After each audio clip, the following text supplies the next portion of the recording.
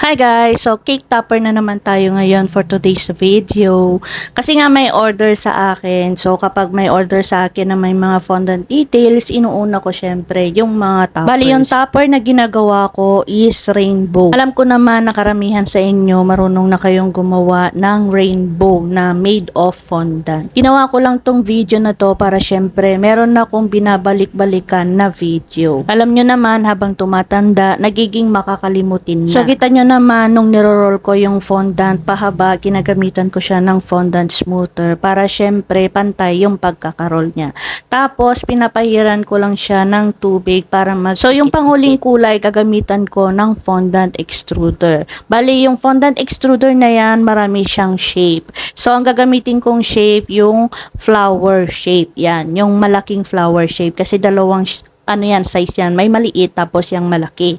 Tapos, iro-roll ko lang ng ganyan yung fondant. Yan. Paninipisin ko pa yan kasi hindi siya kasya doon sa butas. Tapos, pinahiran ko yan siya ng shortening para syempre kapag madali siyang lumabas dito sa ating extruder. Yan.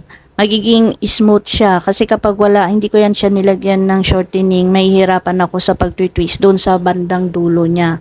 Ganyan. Tapos, ilalagay ko na yung shape na flower shape. Tapos, ilalak ko na rin siya. Tapos, ayan na. Pag nalak na yan, ititwist ko na doon siya sa taas. Paikutin ko lang siya ng ganyan hanggang sa mapalabas ko. Makikita nyo mamaya kung ano yung magiging shape niya.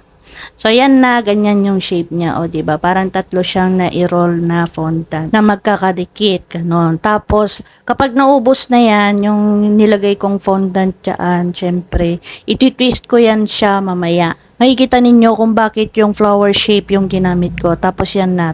Tapos yan, ititwist ko lang siya ng ganyan. O, maiksi lang yung ginawa ko dyan kasi gusto kong ipakita sa inyo kung paano yung gamit ng ganong extruder na shape. O, diba? Ang daling gumawa ng twisted fondant na rope pag meron tayong extruder. Tapos yan, dinoble ko lang ginawa yung kanina para mas mahaba. Tapos yan na, ididikit ko na yan siya. Bali, pinahiran ko lang ulit siya ng tubig. Tapos, ipapatong ko lang siya ng ganyan. Tapos, syempre, tatanggalin ko yung sobra. Pinantay ko lang doon sa aking maliit na cutting mat para hindi na siya magalaw-galaw kasi nga malambot pa yan. Tapos, patitigasin ko lang siya saglit, saka ko siya lalagyan o tutusukan ng floral wire na gauge number 18. Kasi yan, itutusok ko sa ibabaw ng aking cake. Bali, boho team pala yung paggagamitan ko sa ganyang rainbow. Makikita ninyo sa susunod na mga araw yung kabuuan ng aking video. O, diba? Nabuo na yung ating cute na rainbow. So, yun lang po ulit for today's ganap. Sana may natutunan kayo kahit papaano. Thank you for watching. Till next video. Bye-bye.